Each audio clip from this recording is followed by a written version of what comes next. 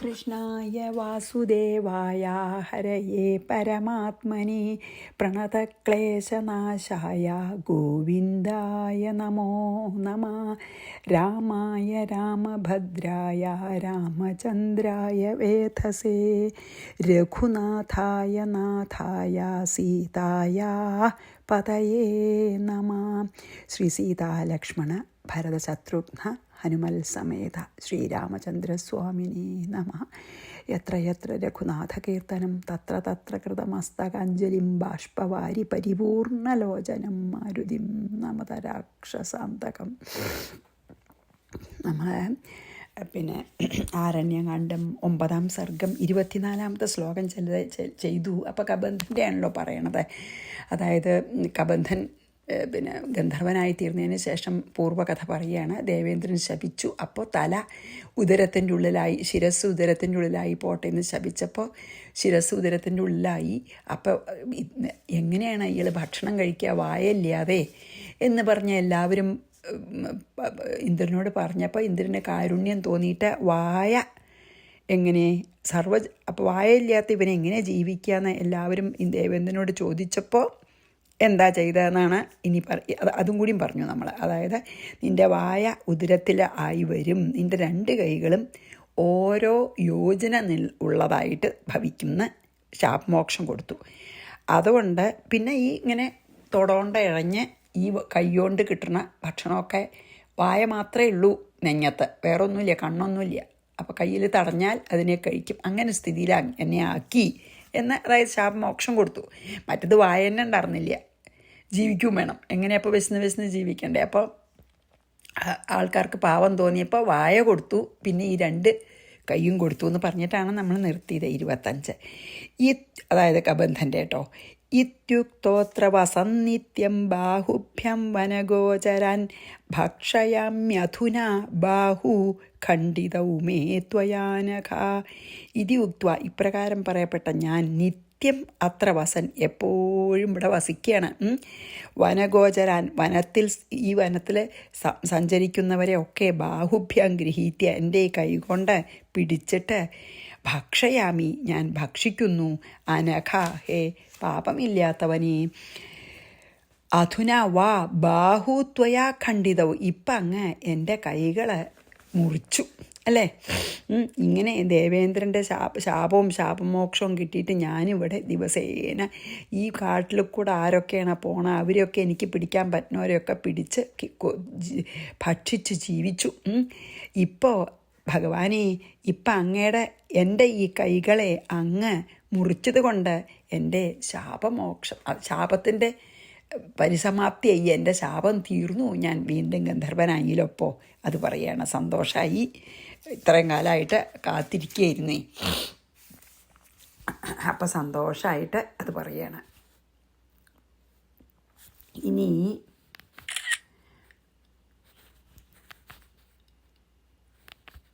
നമുക്ക് ഒരു ഇത് വന്നു കേട്ടോ, ഒരു പോസ് വന്നു, സോറി. പിന്നെ ഒരു ഫോൺ കോൾ വന്നു, അതാണ്. അപ്പോൾ അത് ഒന്ന് പോസ് ചെയ്യേണ്ടി വന്നു, വളരെ സോറി കേട്ടോ. അപ്പം ഇനി 25 വായിച്ച് നമുക്ക് 26ലേക്ക് പോവാം. ഇത്യുക്തോത്ര വസന്നിത്യം ബാഹുഭ്യം വനഗോചരാൻ ഭക്ഷയാമ്യധുനാ ബാഹു ഖണ്ഡിതൗ മേ ത്വയാനഘ. 26-27 ഒരു വരിയുള്ളൂ. ഇതപ്പരം മാം ശ്വഭ്രാസ്യേ നിക്ഷിപാഗ്നീന്ധനാവൃതേ അഗ്നിനാ ദഹ്യമാനോഹം ത്വയാ രഘുകുലോത്തമ പൂർവരൂപമനുപ്രാപ്യ ഭാര്യാമാർഗം വദാമിതേ. ഇതപ്പരം, ഇനിമേൽ, അഗ്നീന്ധനാവൃതേ ശ്വഭ്രാസ്യേ, അഗ്നിയും വിറകും കൂട്ടിയിട്ടുള്ള കുഴിയുടെ ഉള്ളിൽ മാം എന്നെ നിക്ഷേപിച്ചാലും രഘുകുലോത്തമ, ഹേ ശ്രീരാമഭഗവാനെ, ത്വയാ അഗ്നിനാ ദഹ്യമാനം അഹം, അങ്ങയുടെ അഗ്നി കൊണ്ട് ദഹിപ്പിക്കപ്പെടുന്ന ഞാൻ പൂർവരൂപം അനുപ്രാപ്യ, പണ്ടത്തെ പോലെ ഗന്ധർവനായിട്ടേ, ഭാര്യാമാർഗം തേ വദാമി, ഭാര്യ എങ്ങനെയാണ് അങ്ങയുടെ പത്നിയെ ലഭിക്കുക എന്ന് ഞാൻ ഒരു ഉപായം പറഞ്ഞു തരാം എന്ന് പറയുകയാണ്. അതായത് ഇപ്പോൾ ഈ ദേഹം ഉണ്ടല്ലോ, ഈ ദേഹം ദഹിപ്പിക്കണമല്ലോ, ഈ കബന്ധനായിട്ടുള്ള ദേഹം, എന്നാലേ ഗന്ധർവനായി തീരുള്ളൂ. ആ ദേഹത്തു നിന്ന് മോചനം ലഭിക്കണം. ആ ഗന്ധർവൻ ആണ് ആത്മാവ്, ഗന്ധർവനാണ് അതിൻ്റെ ഉള്ളിൽ ശരിക്കും പണ്ട്. അപ്പോൾ ശാപമോക്ഷം കിട്ടുമ്പോൾ തിരിച്ച് ഗന്ധർവനാവണമെങ്കിൽ ഈ ശരീരം ദഹിപ്പിക്കാൻ പറയുകയാണ്. അതുകൊണ്ട് ഭഗവാനെ, ഇനി എൻ്റെ ഈ ശരീരം ഉണ്ടല്ലോ, ഈ വലിയ ശരീരം ഒരു വലിയ കുഴി ഉണ്ടാക്കിയിട്ട് അതിലെന്നെ ഇറക്കിയിരുത്തിയിട്ട് വിറക് കൂട്ടി കത്തിക്കൂ. ഹേ ശ്രീരാമഭഗവാനെ, അങ്ങയാൽ അഗ്നി കൊണ്ട് ദഹിപ്പിക്കപ്പെടുന്ന ഞാൻ ഉടനെ എനിക്ക് എൻ്റെ പൂർവ്വരൂപമായിട്ടുള്ള ഗന്ധർവനായി തീരാൻ സാധിക്കും. അങ്ങനെ ഗന്ധർവനായി കഴിഞ്ഞാൽ ഞാൻ അങ്ങയുടെ പത്നിയെ എങ്ങനെ ലഭിക്കാം എന്നൊരു ഉപായം ഞാൻ പറഞ്ഞു തരാം എന്ന് പറഞ്ഞു. കബന്ധൻ സ്വന്തം ദേഹം ദഹിപ്പിക്കൂ, അപ്പം എനിക്ക് ഗന്ധർവനായിട്ടുള്ള പൂർവ്വരൂപം കിട്ടും, അപ്പം ഞാൻ അങ്ങക്ക് പറഞ്ഞു തരാം എന്ന് പറഞ്ഞു. ഇതപരമാം ശ്വഭ്രാസ്യേ നിക്ഷിപാഗ്നീന്ധനാവൃതേ അഗ്നിനാ ദഹ്യമാനോഹം ത്വയാ രഘുകുലോത്തമ. പൂർവ്വരൂപമനുപ്രാപ്യ, അതായത് എൻ്റെ പൂർവ്വരൂപം കിട്ടിയതിന് ശേഷം ഭാര്യാമാർഗം വദാമിതേ, ഭാര്യയെ ലഭിക്കാനുള്ള ഒരു ഉപായം ഞാൻ പറഞ്ഞുതരാം എന്ന്. ഇനി 28ഉം 29ഉം 28 3 വരിയാണ്, 29 ഒരു വരി. അതുകൊണ്ട് അതെ. ഇത്യുക്തേ ലക്ഷ്മണേനാശു ശ്വഭ്രം നിർമ്മായ തത്ര തം നിക്ഷിപ്യ പ്രാതഹൽ കാഷ്ഠൈസ്തതോ ദേഹാൽ സമുത്ഥിതം കന്ദർപ്പസദൃശാകാര സർവാഭരണഭൂഷിത കൃതാഞ്ജലിരുവാചേദം ഭക്തിഗദ്ഗതയാ ഗിര. അപ്പോഴോ ഇതി ഉക്തേ, അങ്ങനെ കബന്ധൻ പറഞ്ഞപ്പോൾ ലക്ഷ്മണേന ആശു ശ്വഭ്രം നിർമ്മായ, ലക്ഷ്മണനെ കൊണ്ട് വേഗം, ശ്വഭ്രം ച കുഴിയാണ്, ഒരു വലിയ കുഴി ഉണ്ടാക്കിയിട്ട് തത്ര തം നിക്ഷിപ്യ, അതിലവനെ ഇരുത്തിയിട്ട് കാഷ്ഠ കിടത്തിയിട്ടും, എന്താ വെച്ചാൽ ഇരിക്കാനൊക്കെ പറ്റുള്ളൂ കാരണം അങ്ങനത്തെ ദേഹമല്ലേ, കാഷ്ഠൈഹി പ്രാതഹത്, വിറക് കൊണ്ട് ദഹിപ്പിച്ചു. കാഷ്ഠം ച വിറകാണ്. തതഹ ദേഹാത്, ആ ദേഹത്തിൽ നിന്ന് കന്ദർപ്പസദൃശാകാര സർവാഭരണഭൂഷിത സമുദ്ധിത. അപ്പോൾ ആ തീയങ്ങട് കത്തിച്ചപ്പോൾ ആ അഗ്നിന്ന് കാമദേവനെ പോലെ സുന്ദരനായിട്ട് സർവാഭരണഭൂഷിതനായിട്ട് ഒരു ഗന്ധർവൻ അങ്ങടെ അതിന്ന് പൊങ്ങി. പിന്നെയോ രാമം പ്രദക്ഷിണം കൃത്വ, എന്നിട്ട് ആ ഗന്ധർവൻ രാമനെ പ്രദക്ഷിണം വെച്ചിട്ട് സാഷ്ടാംഗം പ്രണിപത്യ, സാഷ്ടാംഗ നമസ്കാരം ചെയ്ത് കൃതാഞ്ജലി 2 കൈയും കൂപ്പിയിട്ട് ഭക്തിഗദ്ഗതയാ ഗിര, ഭക്തി കൊണ്ടിടറിയ വാക്കുകളോടെ ഇപ്രകാരം പറഞ്ഞു. കബന്ധൻ്റെ സ്തുതി അതാണ്. അപ്പോൾ എന്താണ് ഈ എന്നെ എങ്ങനെ തീയിലിട്ട് ദഹിപ്പിക്കൂ, എന്നാൽ എനിക്ക് എൻ്റെ പൂർവ്വരൂപം കിട്ടുമെന്ന് പറഞ്ഞപ്പോൾ ഒട്ടും സംശയം ഉണ്ടായില്ല. ലക്ഷ്മണനോട് കുഴി കുഴിക്കാൻ പറഞ്ഞു. ധാരാളം വിറക്, അതിൽ കബന്ധൻ്റെ ദേഹം, കബന്ധനെ ഇരുത്തി ധാരാളം വിറക് കൂട്ടി അങ്ങോട്ട് കത്തിച്ചപ്പോൾ ആ അഗ്നിയിൽ നിന്ന് കാമദേവനെ പോലെ സുന്ദരനായിട്ട് സർവ്വാഭരണ വിഭൂഷിതനായിട്ട് ഗന്ധർവൻ പുറത്തേക്ക് വന്നു. പൂർവ്വരൂപം കിട്ടി. സന്തോഷമായി ഗന്ധർവനെ. എന്താ വെച്ചാൽ പൂർവ്വരൂപം കിട്ടിയല്ലോ, പാവം രാക്ഷസനായിട്ട് എത്ര കാലം വേണ്ടി വന്നു.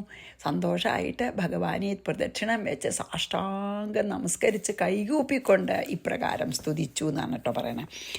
ഇത്യുക്തേ ലക്ഷ്മണേനാശു ശ്വഭ്രം നിർമ്മായ തത്ര തം നിക്ഷിപ്യ പ്രാതഹത് കാഷ്ഠൈസ്തതോ ദേഹാൽ സമുത്ഥിതഃ കന്ദർപ്പസദൃശാകാര സർവാഭരണഭൂഷിത കൃതാഞ്ജലിരുവാചേദം ഭക്തിഗദ്ഗതയാ ഗിര. ഭക്തിയോടുകൂടി പറഞ്ഞു. അപ്പോൾ ഇത് വായിക്കുമ്പോൾ എനിക്കൊരു കാര്യം ഓർമ്മ വന്നത് ഞാൻ നിങ്ങളോട് ഷെയർ ചെയ്യുകയാണ്. എന്താ വെച്ചാൽ എല്ലാ കഥയിലും നോക്കൂ, അവർക്ക് എന്തെങ്കിലും നന്മ വന്നാൽ അപ്പം സ്തുതിക്കും. ഇപ്പം നോക്കൂ, ജടായു സ്തുതി, നമ്മൾ എത്രയോ എല്ലാവരും. ഇപ്പോൾ പിന്നെ എന്താണ് എന്താ പറയുക, അഹല്യ അല്ലെ, അഹല്യയ്ക്ക് മോക്ഷം കൊടുത്തു. എന്ത് ഭഗവാന്റെ അനുഗ്രഹം കൊണ്ടാണെന്ന് ബോധ്യമായിട്ട് എന്ത് ലഭിച്ചാലും ഉടനെ സ്തുതിക്കും. നമ്മൾ മനുഷ്യന്മാരാണ് അത് ചെയ്യാതിരിക്കണം. നമുക്ക് എന്തെങ്കിലും നമ്മൾ വിചാരിച്ച പോലെ വിജയോ അല്ലെങ്കിൽ എന്തെങ്കിലും ജീവിതത്തിൽ സുഖസൗകര്യങ്ങളും ധനാദികളടക്കം മെറ്റീരിയലായിട്ടുള്ള എന്ത് സൗഭാഗ്യങ്ങളുണ്ടാവുമ്പോഴും നമ്മളെ മാത്രം മനുഷ്യന്മാർ ഒരു നല്ല ശതമാനം എങ്ങനെയാണെന്ന് വെച്ചാൽ നമ്മളപ്പോൾ ഒന്നുകിൽ നമ്മുടെ കേമത്താന്ന് പറയും, അല്ലെങ്കിൽ വേറെ വല്ലവരും സഹായിച്ചിട്ടാണ് അത് ഉണ്ടായതെന്ന് പറയും. വേറെ വല്ലവരെയും സഹായിച്ചിട്ടുണ്ടാവും നമ്മളെ, പക്ഷേ അതൊക്കെ ഭഗവാൻ അയച്ചതാണെന്ന് നമ്മൾ ആത്യന്തികമായിട്ട് ഈ വിജയത്തിൻ്റെയും ഈ സന്തോഷത്തിൻ്റെയും ഈ സുഖങ്ങളുടെയും പിന്നിൽ ഭഗവാൻ മാത്രമാണ് എന്ന് വിചാരിച്ച് നമ്മൾ ഇതുപോലെ സ്തുതിക്കാറില്ല എന്ന് എനിക്ക് തോന്നുകയാണ്. പലപ്പോഴും ഉണ്ടാവില്ല എന്നല്ല കേട്ടോ. പക്ഷേ ഇപ്പോൾ ഒരു കുട്ടിക്ക് നല്ലോണം പരീക്ഷയ്ക്ക് പോയി നല്ല ഫസ്റ്റായി, അല്ലെങ്കിൽ എൻജിനീയറിങ്ങിന് അഡ്മിഷൻ കിട്ടി, അങ്ങനെയൊക്കെ ഉണ്ടല്ലോ, അല്ലെങ്കിൽ എന്തെങ്കിലും വിചാരിച്ച പോലെ സാധിച്ചാൽ നമ്മളെന്താ, അവൾ നല്ലോണം പഠിച്ചു, അല്ലെങ്കിൽ ആ കുട്ടി നല്ലോണം പഠിച്ചു, അല്ലെങ്കിൽ ആ പഠിപ്പിക്കണ മാഷ കേമത്തം തന്നെയാണെന്നോ എന്താ വെച്ചാൽ നമ്മൾ പറയും. ഇപ്പോൾ അവനവൻ്റെ കേമത്താന്നാണ് മോസ്റ്റ്ലി പറയുക. ഇല്ലെങ്കിൽ ഇനി അഥവാ അങ്ങനെയാണെങ്കിലും ആ ഒരു ട്യൂട്ടോറിയലിൻ്റെ കേമത്താന്നോ എന്താ വെച്ചാൽ പറയും. പക്ഷെ നമ്മൾ വിചാരിക്കണില്ല, എന്തൊക്കെ ആയാലും ആ ഭഗവാന്റെ കാരുണ്യം ഉണ്ടായിരുന്നില്ല എങ്കിൽ അന്നത്തെ ദിവസം ഒരു തലവേദന തോന്നിയാൽ മതി അല്ലേ, അല്ലെങ്കിൽ ആ ഇരിക്കുന്ന സമയത്ത് വേണ്ട നല്ല ഉത്സാഹത്തോടു കൂടിയും ആ ഒരു ഉണർവോടു കൂടിയും പരീക്ഷ എഴുതാൻ പറ്റിയില്ലെങ്കിൽ തന്നെ അങ്ങനെ സംഭവിച്ചിട്ടുണ്ടാവില്ല. അപ്പം എല്ലാറ്റിൻ്റെയും ആത്യന്തികമായിട്ടുള്ള നമുക്ക് എന്ത് നന്മ വന്നാലും അത് ഭഗവാനിൽ തന്നെ അർപ്പിക്കുകയാണ് വേണ്ട, നമ്മൾ സ്തുതിക്കേണ്ടതല്ലേ എന്നിത് വായിച്ചപ്പോൾ എനിക്ക് ഓർമ്മ വന്നു. നമ്മളത് എപ്പോഴും വിചാരിക്കേണ്ടതാണ് എന്നുള്ളത് ഓർമ്മ വന്നു കേട്ടോ. ഇനി നമുക്ക് 30ാമത്തെ ശ്ലോകം വായിക്കാം. സ്തോതുമുത്സഹതേ മേദ്യ മനോ രാമാതിസംഭ്രമാത് ത്വാം അനന്തമനാദ്യന്തം മനോ വാചാമഗോചരം. എങ്ങനെയാ രാമനെ സംബോധന ചെയ്ത് പിന്നെ സ്തുതിക്കുകയാണ്. രാമ ആദ്യമേ മന, ഹേ രാമ ഇപ്പോൾ എൻ്റെ മനസ്സ് സംഭ്രമാത്, എനിക്ക് അങ്ങോട്ടുള്ള ആ ഒരു നന്ദിയും ആദരവും കാരണം അനന്തം അപരിച്ഛേദ്യനും, അതായത് അനന്തം എന്ന് പറഞ്ഞാൽ ഒരിക്കലും മുറിക്കാൻ കഴിയാത്തെന്നും കൂടി അർത്ഥമുണ്ട്. അതായത് അനന്തം ലിമിറ്റ്ലെസ് അല്ലെങ്കിൽ ഇൻഫിനിറ്റ്, അനാദ്യന്തം ആദിയും അന്തവുമില്ലാത്തവനും, അതെ ജനനം മരണം എപ്പോഴും നിത്യസത്യശുദ്ധ സ്വരൂപമായി വർത്തിക്കുന്ന ആളല്ലേ ഭഗവാൻ. മനോവാചാം അഗോചരം, മനസ്സിനും വാക്കുകൾക്കും അതീതനും, കാണാൻ കഴിയാത്തവനും അതീതനും. ത്വാം സ്തോതും, അങ്ങയെ സ്തുതിപ്പാനായിക്കൊണ്ട് ഉത്സാഹിക്കുന്നു. ഹേ ശ്രീരാമ ഭഗവാനെ, ദേശകാലാവധിഭ്യം നിർമുക്തനാണ് അല്ലേ, ദേശകാലങ്ങൾക്കൊക്കെ അതീതനായി എല്ലാ സ്ഥലത്തും എല്ലാ കാലത്തും വ്യാപിച്ചും വാക്കിനും മനസ്സിനും അതീതമായും ഇരിക്കുന്ന അങ്ങയെ വളരെയധികം ബഹുമാനത്തോടെയും സ്നേഹത്തോടെയും സ്തുതിക്കാൻ എൻ്റെ മനസ്സ് ആഗ്രഹിക്കുന്നു എന്ന് പറയുകയാണ്. അതായത് പക്ഷേ ഈ വളരെ പ്രസിദ്ധമായിട്ടുണ്ടല്ലോ വേദത്തിലെ യഥോ വാചോ നിവർത്തന്തേ അപ്രാപ്യ മനസാ സഹ, ആരെയാണ് പ്രാപിക്കാൻ കഴിയാതെ വാക്കുകളും മനസ്സും മുടങ്ങുന്നു എന്ന് പറയേണ്ട വേദത്തിലെ യഥോ, അതായത് നിർവചിക്കാൻ പറ്റില്ല, പിന്നെ വാക്കുകളെ കൊണ്ട് പറയാൻ പറ്റില്ല, അങ്ങനത്തെ ഒരു ശക്തിയാണ് ഭഗവാനെ. അതാണ് അങ്ങനെ എനിക്ക് അതായത് ഇപ്പം എന്താ പിന്നെ ഈ എന്താണ് ഗന്ധർവനായിട്ടുള്ള കബന്ധൻ പറയുന്നത് വെച്ചാൽ എനിക്ക് സ്തുതിക്കാനുള്ള കഴിവൊന്നുമില്ല, പക്ഷേ അങ്ങയുടെ ഗുണങ്ങളെ ഞാൻ കീർത്തിക്കാൻ ആഗ്രഹിക്കുന്നു. അപ്പം ഞാൻ എൻ്റെ കഴിവിനനുസരിച്ച് അങ്ങയെ കീർത്തിക്കുന്നു. നമ്മളെല്ലാവരും അങ്ങനെയാണല്ലേ, എല്ലാവരും നമ്മുടെ വളരെ വളരെ വളരെ വളരെ പരിമിതമായ കഴിവ് വെച്ച് ഭഗവാനെ സ്തുതിക്കാൻ ശ്രമിക്കുകയാണല്ലോ. അതന്നെയാണ് അപ്പോൾ കബന്ധനും പറഞ്ഞത്. അതായത് ആഗ്രഹമുണ്ട് ഭഗവാനെ സ്തുതിക്കണമെന്ന്, പക്ഷെ വാക്കിനും വിഷയങ്ങൾക്കും അതായത് ഇന്ദ്രിയങ്ങൾക്കൊക്കെ അതീതനാണ് ഭഗവാനെ. അപ്പോൾ എങ്ങനെ സ്തുതിക്കാന്നറിയില്ല, പക്ഷെ പറ്റുന്ന പോലെ. സ്തോതുമുത്സഹതേ മേദ്യ മനോരാമാതി സംഭ്രമാൽ ത്വാം അനന്തമനാദ്യന്തം മനോ വാചാമഗോചരം. അനന്തനാണ്, പിന്നെയോ അനാദ്യന്തനാണ്, ആദ്യം അന്തമില്ല, അനന്തനാണ്, മനസ്സുകൾക്കും വാക്കുകൾക്കും വിഷയമല്ലാത്തവനാണ്. ഇനി സൂക്ഷ്മം തേ രൂപമവ്യക്തം ദേഹദ്വയ വിലക്ഷണം ദൃഗ്രൂപമിതരൽ സർവം ദൃശ്യം ജഡമനാത്മകം തത്കഥം ത്വാം വിജാനീയാദ്വതിരിക്തം മനഃപ്രഭോ. ഇനി ഭഗവാൻ എങ്ങനെ സ്തുതിക്കാൻ കേട്ടോ. ദേഹദ്വയ വിലക്ഷണം, അതായത് രണ്ട് ശരീരത്തിൽ നിന്ന് വേർവിട്ടിരിക്കുന്നതും സൂക്ഷ്മം അവ്യക്തം തേ രൂപം. അതായത് എല്ലാറ്റിൽ നിന്നും വിട്ടു നിൽക്കുക, സൂക്ഷ്മ ശരീരത്തിൽ നിന്നും സ്ഥൂല ശരീരത്തിൽ നിന്നും വിട്ടു നിൽക്കുന്നതും അവ്യക്തവും തേ രൂപം. സൂക്ഷ്മമാണ് അവ്യക്തമായിട്ടുള്ള അങ്ങയുടെ ഈ രൂപം ദൃഗ്രൂപം ജ്ഞാനസ്വരൂപം തന്നെയാണെന്ന്. ഇതരത് സർവം, ബാക്കി എല്ലാ കാര്യങ്ങളും ദൃശ്യം ജഡം അനാത്മകം. അങ്ങൊഴികെ നമ്മൾ കാണുകയും അനുഭവിക്കുകയും ചെയ്യുന്ന ഈ പ്രപഞ്ചത്തിലെ എല്ലാം എല്ലാം എല്ലാം തന്നെ ആത്മാവല്ലാത്തതാണ്. എല്ലാം അനശ്വരായിട്ടുള്ള ആത്മാവല്ലാത്തതാണ്. ഏത്? നമ്മൾ കാണുന്നതൊക്കെ. തത് പ്രഭോ, അതുകൊണ്ട് ഹേ പ്രഭോ, വ്യതിരിക്തം മനഃ, അങ്ങയിൽ നിന്ന് വേറിട്ടിരിക്കുന്ന മനസ്സ്, ത്വാം കഥം വിജനീയാത്, അങ്ങയെ എങ്ങനെ അറിയും? അങ്ങ് സൂക്ഷ്മരൂപിയല്ല, അതായത് സൂക്ഷ്മ ശരീരമല്ല, ദ്വിശരീരം എന്ന് പറഞ്ഞല്ലോ. സൂക്ഷ്മ ശരീരമല്ല അങ്ങ് ഞങ്ങളുടെ സ്ഥൂല ശരീരമല്ല, അല്ലേ? സട്ടിലുമല്ല അങ്ങ്, ഞങ്ങളുടെ സട്ടിൽ ബോഡിയല്ല, ഞങ്ങളുടെ ഗ്രോസ് ബോഡിയല്ല. അതിലും സൂക്ഷ്മവും അവ്യക്തവും ക്ലിയറല്ല. അങ്ങയുടെ രൂപം എങ്ങനെയാണ്? ജ്ഞാനസ്വരൂപനാണ്. അതായത് ജ്ഞാനം ഉദിച്ചാൽ മാത്രമേ അങ്ങേ അനുഭവിക്കാൻ പറ്റുള്ളൂ. അതും കാണാൻ പറ്റില്ല, അങ്ങായി തീരുകയാണ്. ജ്ഞാനം വന്നാൽ അങ്ങായി തീരും. അല്ല, അതായത് വേറെ ഒന്നുമില്ല.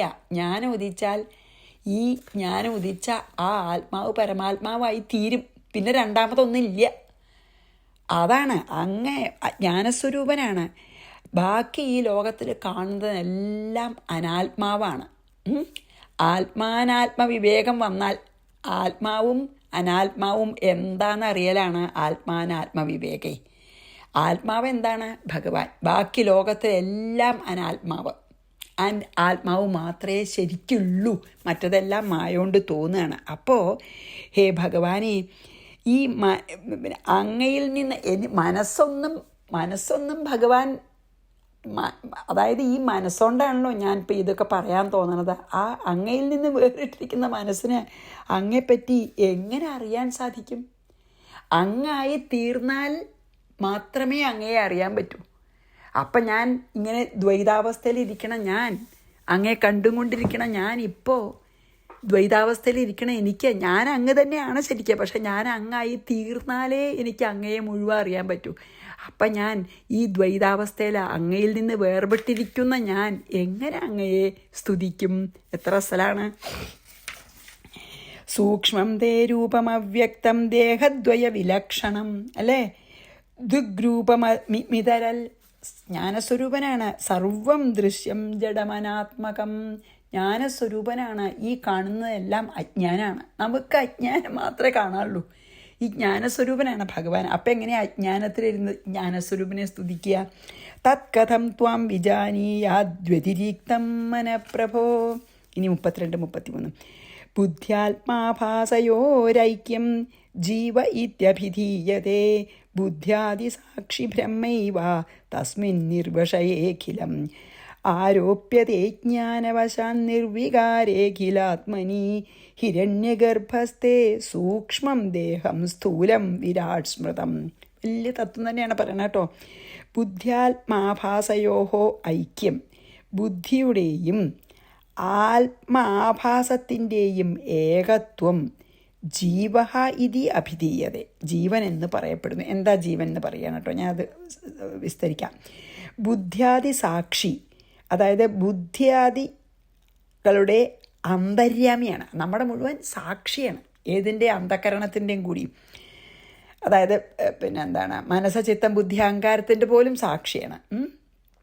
ഇനി ബ്രഹ്മയേവ, അങ്ങ് ബ്രഹ്മം തന്നെയാണ്.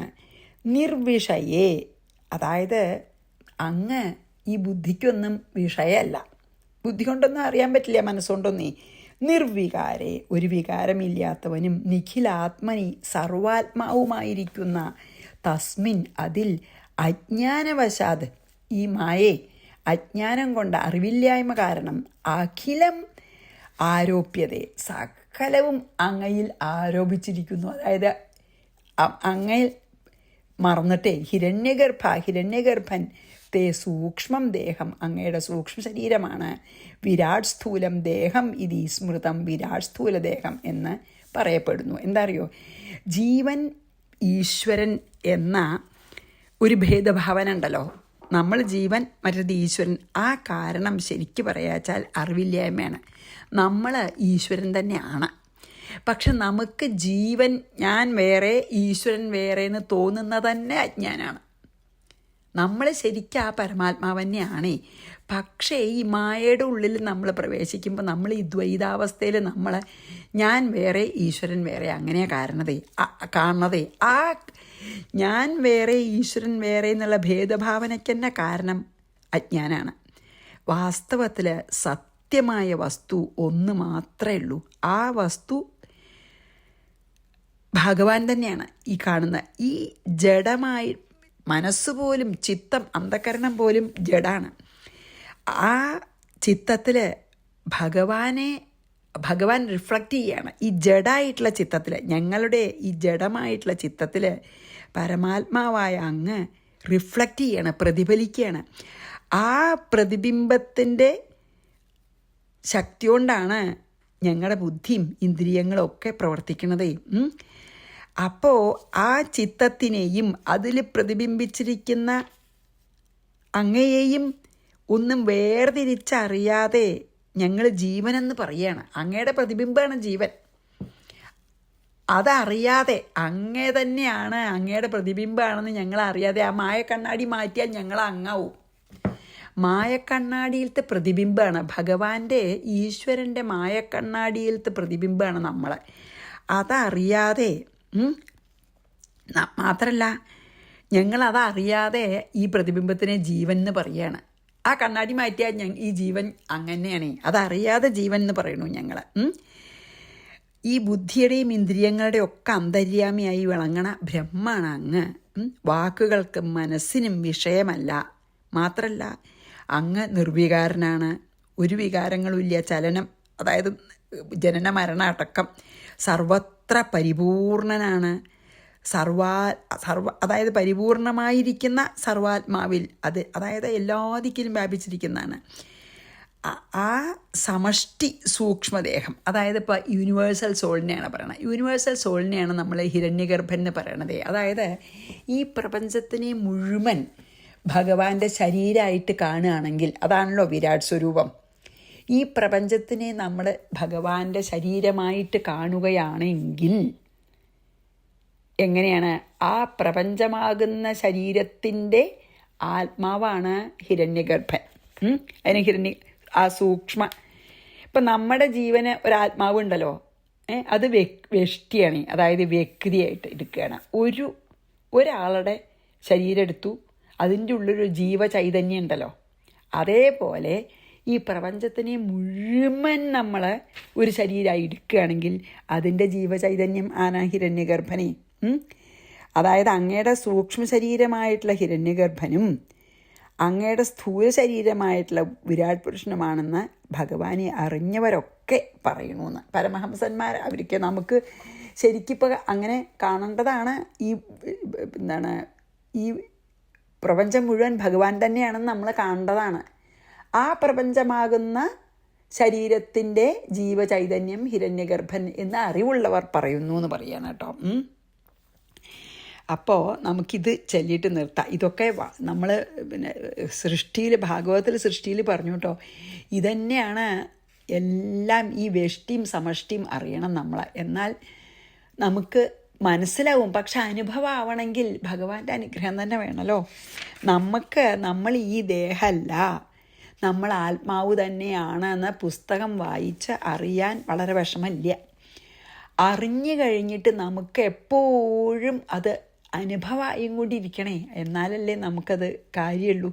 ആ അനുഭവമാവാൻ നമുക്കിത് വായിച്ച് മനനം ചെയ്ത് എന്നെങ്കിലും ഭഗവാന്റെ അനുഗ്രഹം കൊണ്ട് ഞാൻ ഈ ദേഹമല്ല, ഞാൻ ആത്മാവ് തന്നെയാണ് എന്ന് ബോധ്യവും. അതുപോലെയാണ് ഈ പ്രപഞ്ചം തന്നെ ജഡാണ്. അതിലത്തെ ആ ഹിരണ്യഗർഭനാണ് ആ പരമാത്മാവ്. അപ്പം പ്രപഞ്ചം തന്നെ ഇല്ല, നമ്മുടെ ശരീരം ജഡാണ്. അതായത് ആ ജീവചൈതന്യം അതിലില്ലെങ്കിൽ അപ്പം വീണു ശരീരം. അതേപോലെ തന്നെയാണ് ഈ പ്രപഞ്ചം. ഭഗവാൻ ഈ പ്രപഞ്ചത്തിൻ്റെ ജീവചൈതന്യമായിട്ട് ഹിരണ്യഗർഭനായിട്ട് എന്ന് ഇവിടുന്ന് പോയി എന്ന് ആ മായയിൽ നിന്ന് മായ ഭഗവാനിൽ ലയിക്കണോ അന്ന് പ്രപഞ്ചമില്ല. നമ്മളുടെ ജീവചൈതന്യം പോകുമ്പോൾ നമ്മൾ മരിക്കണു എന്ന് പറയണോ?